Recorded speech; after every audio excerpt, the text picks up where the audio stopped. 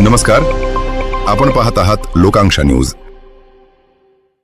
23 जूनला मी एक आदेश पारित केलेले आहेत की ते आदेश आहेत हॉटेल्स, रेस्टॉरंट आणि इटरीज यांच्या बाबतीतल्या पाळावयाच्या ज्या गोष्टी आहेत, ज्या स्टँडर्ड्स आहेत, ज्या प्रोसेसेस आहेत, त्या पाळणं बंधनकारक आहे त्यांच्यावरती.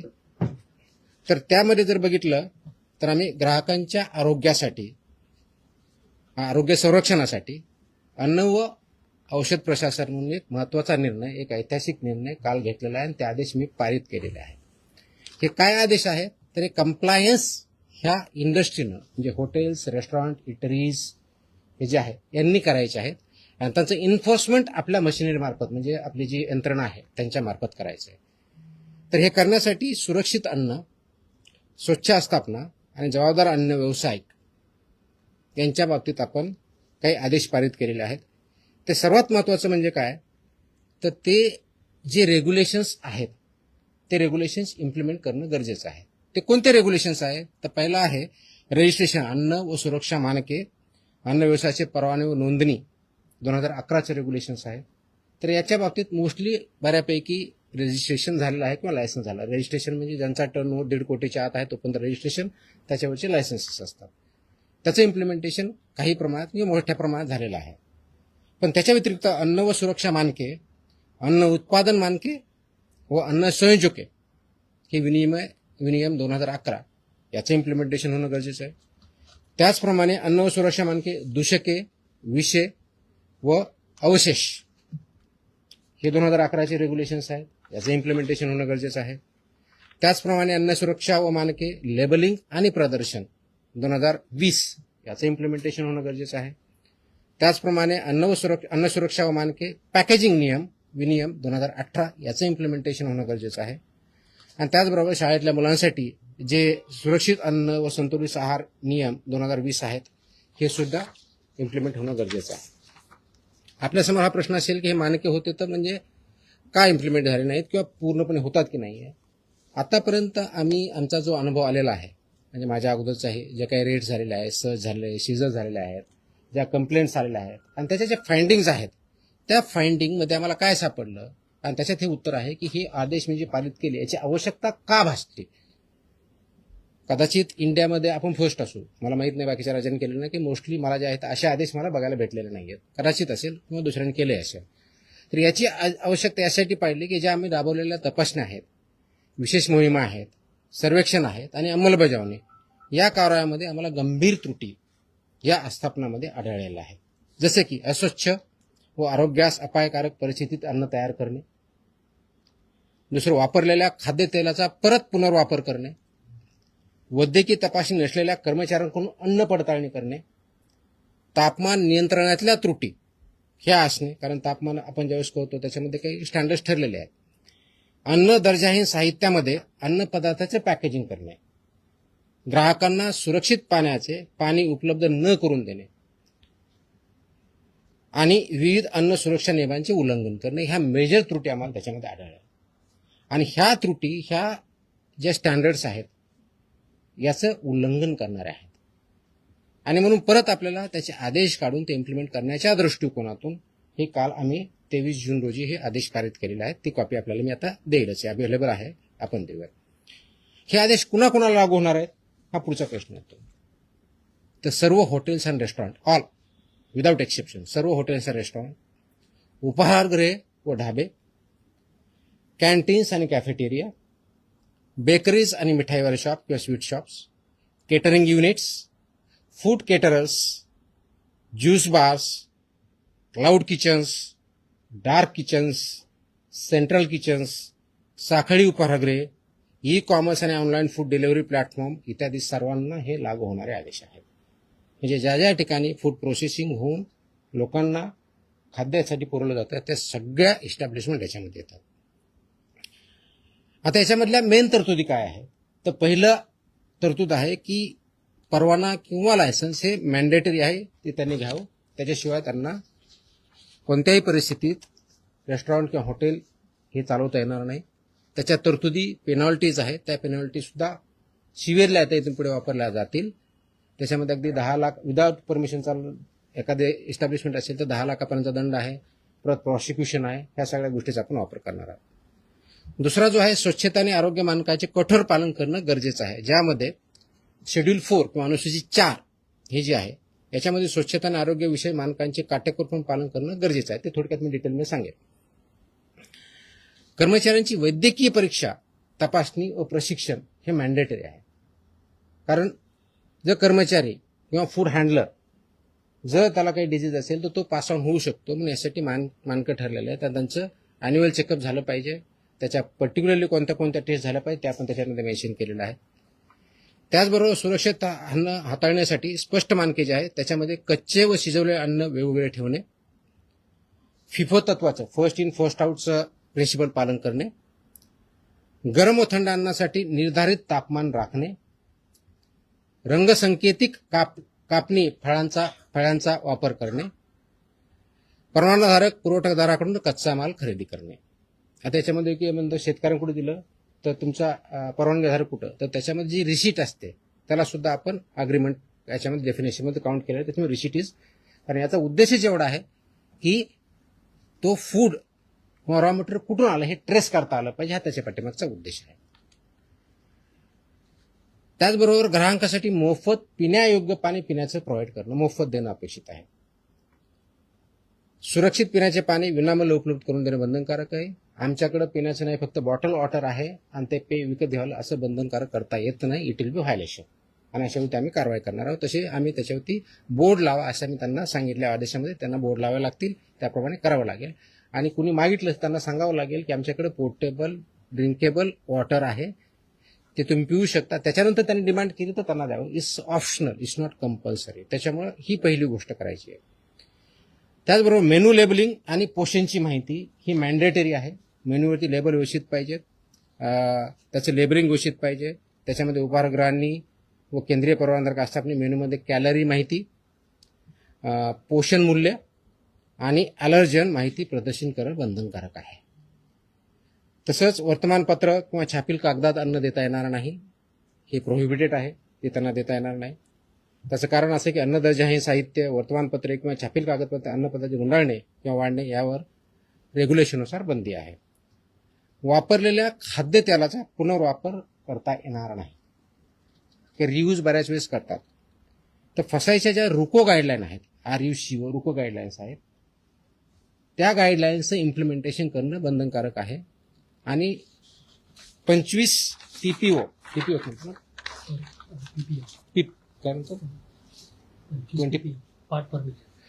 त्याच्यावरती जर गेलं तर ते वापरता येत नाही. आता ठळकपणे आपल्या टेक्निकलच्या ऐवजी नॉर्मल भाषेत म्हणायचं तर त्या तळतानी किंवा तेल जे आहे हे ज्यावेळेस करतात त्यावेळेस फ्लेम्स येतात, तर ते 25% जास्त असतं. वास यायला लागला 25% वरतं असतं. काळं दिसायला लागलं 25% वरता, विच इज डेंजरस. त्याचे प्रिव्हेंट ते वापरताच येत नाही. ते करण्यासाठी एजन्सीज आहेत, त्यांना ते सेल करायचं आणि त्याने ते मार्केटच्या बाहेर न्यायचं आहे. एकाने कोणतरी विकायचं, दुसऱ्याकडे वापरायचं किंवा दुसरा यूज करणार त्याला द्यायचे, हे याच्यामध्ये बंधनकारक आहे. त्याच्यामुळे रुको गाईडलाईनचं सुद्धा इम्प्लिमेंटेशन करणं अपेक्षित आहे. 9वी गोष्ट आहे की ऑनलाईन विक्री होणाऱ्या अन्नपदार्थाबाबत परवाना क्रमांक प्रत्येक ठिकाणी लागेल, कॅलरीची माहिती लागेल, ॲलर्जींची माहिती लागेल आणि जेवढे त्यांचे किचन असेल तर प्रत्येक किचनला इंडिव्हिज्युअल परवानग्या त्यांना घ्यावा लागेल. मोठ्या ज्या आस्थापना आहेत, पर्टिक्युलरली 50 करोडच्या वरच्या ज्यांचा टर्नओव्हर आहे, त्यांनी फसाईच्या मान्यताप्राप्त ज्या संस्था यांच्यापर्यंत पासून हे ऑडिट बंधनकारक आहे, त्यांना ऑडिट करून घेणं. इयरली त्यांनी ते मॅन्डेटरी ऑडिट पूर्ण सगळ्या प्रोसेसेसचं हे करणं अपेक्षित आहे. ह्याही गोष्टी आपण करतो. तर हे करण्यासाठी काय आवश्यकता आहे, तर हे करत असताना आमचा उद्देश ह्या संस्थांना, हॉटेलधारकांना किंवा व्यावसायिकांना थ्रेट करणं नाही आहे. तर आमचा उद्देश आहे की प्रामाणिक व्यवसायांना संरक्षण द्यायचं आणि नियमन करणाऱ्यावरती कठोर कारवाई करायची, हा आमचा उद्देश आहे. त्याचं कारण हे पूर्ण लाईफ नागरिकांच्या जीवनाशी हे पूर्णपणे निगडीत आहे. अगदी लहानात लहान बाळापासून तो वयोवृद्ध माणसापर्यंत याचा डेली संबंध येत असतो. आणि म्हणून फक्त हा केवळ एक कारवाईसाठी नसून राज्यातील प्रामाणिक व जबाबदार अन्न व्यवसायांना प्रोत्साहन देण्यासाठी सुद्धा आहे. नियमांचे पालन करणाऱ्या आस्थापनांना ग्राहकांचा विश्वास वाढेल आणि संपूर्ण क्षेत्राची गुणवत्ता उंचावेल, हा त्याच्या पाठीमागचा उद्देश आहे.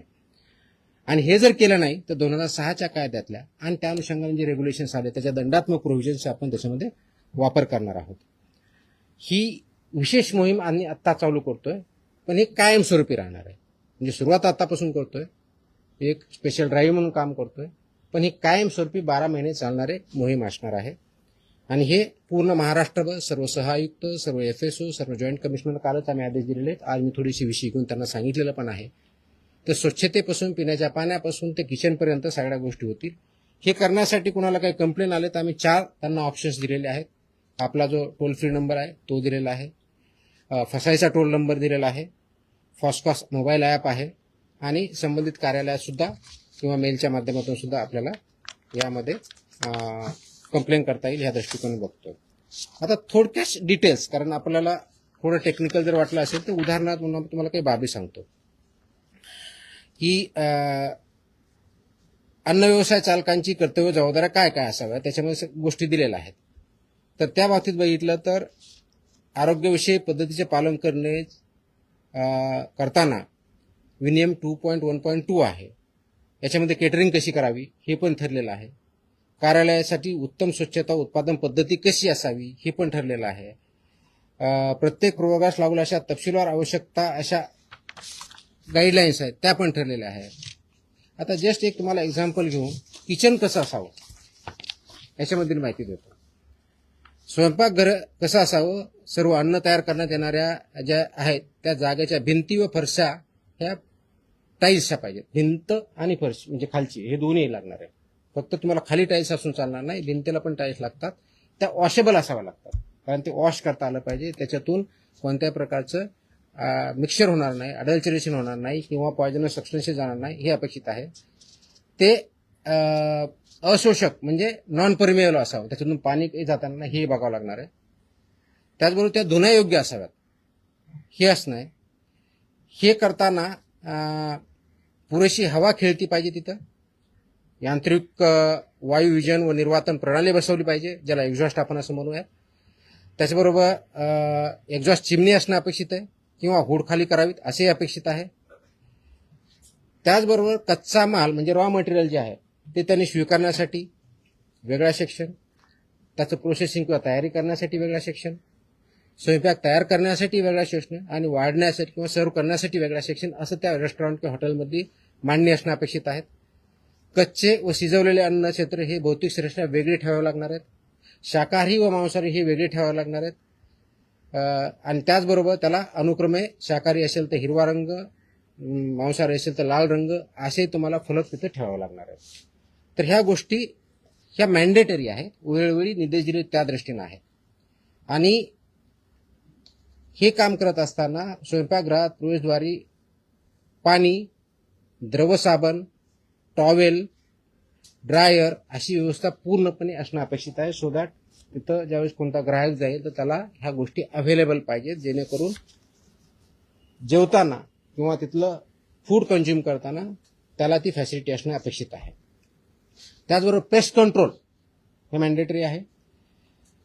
हे एखादी एजन्सीवर त्यांनी टायअप करायचे आणि ती व्हॅलिड असली पाहिजे, रजिस्टर्ड असली पाहिजे, अशाच एजन्सी ती डिप्लॉय करायच्या. त्यांनी पेस्ट कंट्रोल रेग्युलरली करून घ्यायचं. हे करत असताना कीटकमुक्त परिस्थिती राखण्यासाठी पुरेशा नियतकालिक अंतराने कीटक नियंत्रण म्हणजे पेस्ट कंट्रोलचे जे मेजर्स आहे ते करणं अपेक्षित आहे. त्याचबरोबर अन्न तयारी क्षेत्रात इलेक्ट्रॉनिक फ्लाय ट्रॅप बसवावेत, त्याची साठवण, अन्नाच्या ठिकाणी उंदीर, झुरळे, माशांचा प्रादुर्भाव 0 असला पाहिजे. ते कोणत्याही परिस्थितीत ऍक्सेप्ट होऊ शकत नाही. It's absolutely not acceptable as per the rules and regulations. तर हे एक उदाहरण म्हणून आहे. याची ऑर्डरमध्ये मी सगळ्या गोष्टी दिल्या ज्या 10च्या आसपास गोष्टी आहेत.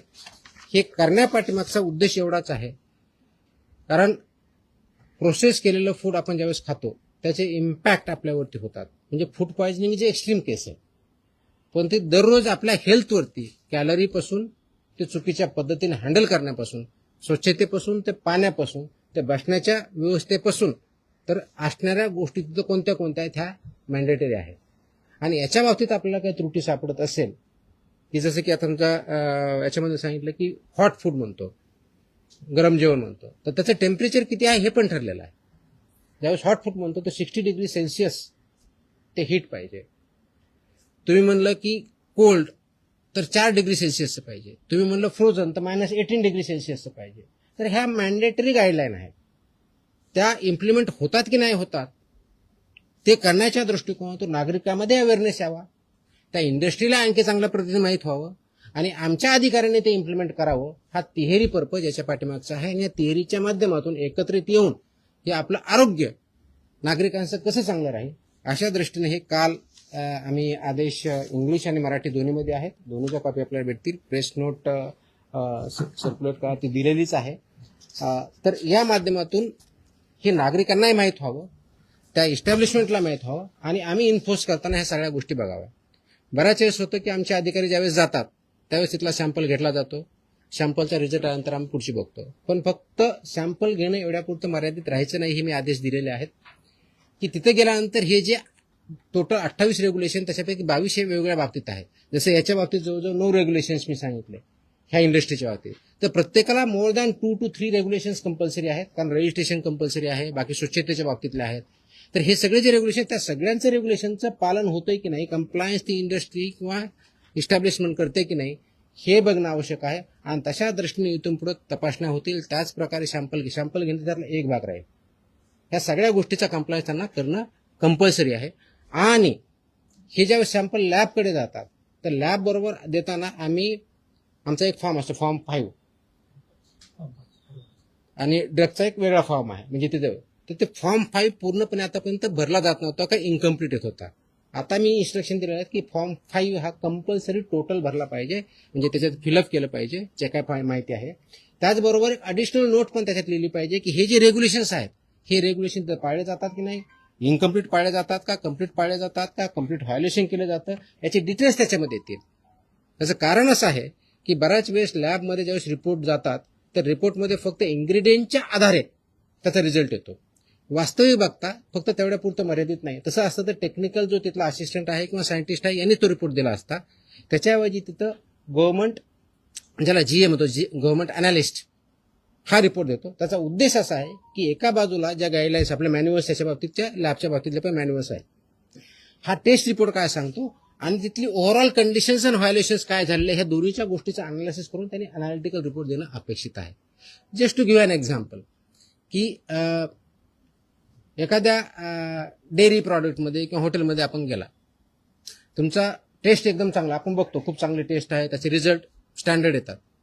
किचनमध्ये गेलं तर तुम्हाला पूर्णपणे अस्वच्छता दिसते, टाईल्स दिसत नाही. तिथं सेपरेट पाणी म्हणजे भाजी हे करण्यासाठी पोर्टेबल वॉटर नसतं, नॉर्मल कोणतरी वापरलं जातं. तर हे तुमच्या अनसेफ फूडच्या डेफिनेशनमध्ये येतं. म्हणजे जरी तुमच्या प्रॉडक्टची टेस्ट म्हणजे तुमचा रिझल्ट हा जर आला की स्टँडर्ड आहे पण ह्या जर कंडिशन असेल तर तुम्हाला त्या कंडिशन ह्या अनालिसिसमध्ये कन्सिडर करणं अपेक्षित आहे. आणि म्हणून मी सगळ्या लॅबची पण मीटिंग घेतली आहे. माझ्या अधिकाऱ्यांना ते समजून सांगितलेलं आहे की तुमच्या ज्या डेफिनेशनचं अनालिसिस करताना फक्त टेस्ट रिझल्ट पुरतं मर्यादित न राहता हा ज्या फॉर्मच्या कंडिशन हे तुम्हाला कन्सिडर करणं as per the guidelines mandatory आहे त्या पण कन्सिडर केल्या पाहिजे. आणि जो आमचा सॅम्पल घेतो त्यांनी सुद्धा त्यामध्ये कंडिशन त्या जी काय परिस्थिती आहे तिथली टाकली पाहिजे जेणेकरून त्याचं अनालिसिस करेक्ट आहे. त्याच्यामुळं जे फूड आहे ते योग्य आहे की अयोग्य आहे, स्टँडर्ड प्रमाणे आहे की नाही आहे आणि तिथलं कंडिशन फुलफिल होतात की नाही हे बघितलं जाईल. पर्यायानं जो कंझ्युमर आहे त्या कंझ्युमरला ते योग्य ती माहिती भेटेल आणि त्याच्या माध्यमातून त्याची हेल्थ आपण चांगली करू. म्हणून उद्देश आपण जो ठेवलेला आहे की पूर्णपणे नागरिकांचं आरोग्य हे चांगलं राहावं अशा दृष्टिकोनातून आपण ते काम करतोय. आणि म्हणून ह्या मोहिमेला आम्ही नावच दिलेलं आहे की त्याला सुरक्षित अन्न निरोगी महाराष्ट्र किंवा सुरक्षित महाराष्ट्र अशा दृष्टीचं हे मोहीम आहे. ती परमनंट राहणार आहे. आणि माझी ही विनंती आहे, आवाहन आहे या इंडस्ट्रीला की प्लीज फॉलो ह्या सगळ्या ज्या गाईडलाईन्स आहे, स्टँडर्ड्स आहे ते फॉलो करा. याचा कंप्लायन्स केलं तर you don't have anything to fear, but if you don't follow it you have nowhere to hide. अशा दृष्टीचे आदेश पारित झालेले आहेत. मला वाटतं की याचा इम्पॅक्ट डेफिनेटली होईल आणि ते इम्प्लिमेंटेशन करण्याच्या दृष्टिकोनातून FDA अक्रॉस महाराष्ट्र काम करत आहे. थँक्यू.